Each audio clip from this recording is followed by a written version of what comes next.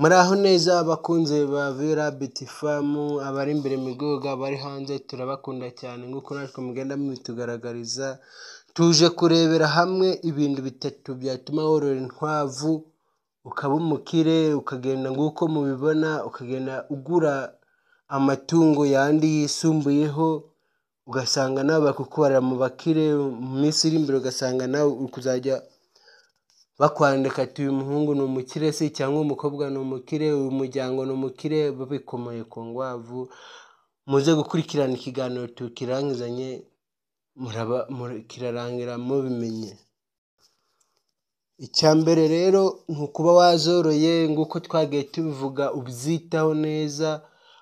Watangire ngo ku ngwavu 5, 8, umwaka ukajya gushira ufite ingwavu nyinshi, ugenda ugurisha. Niba urukwavu rumwe rwabaye rwa make rukaba urukwavu rw'ibihumbi 8, yagenda yongerana, ugasanga uguzemo ingurube ya 40, 50, nayo ugiye urayigurishije ivuyemo 2, ugasanga ugiye ufata urwego ruri hejuru cyane pe, bitewe n'uburyo wagiye worora inkwavu zawe zikakugeza kure ku kintu ushaka kugeraho. Urakora neza bigakunda bigacamo. Icya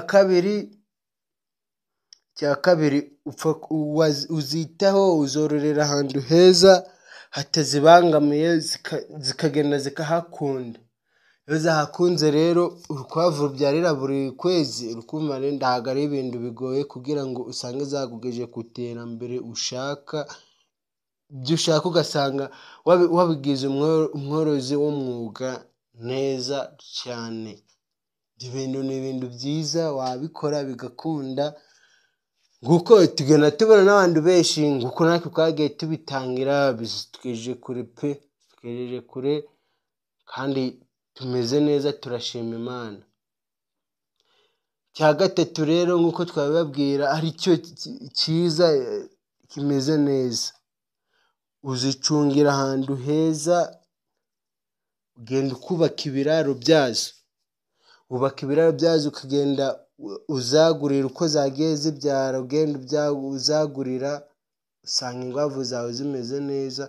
Nk'igihe ujya kureba ugasanga ugejeje nko mu ngwavu 100, kandi waratangire mu ngwavu 6, 5, 8, ugasanga umeze neza pe, uraryoshye.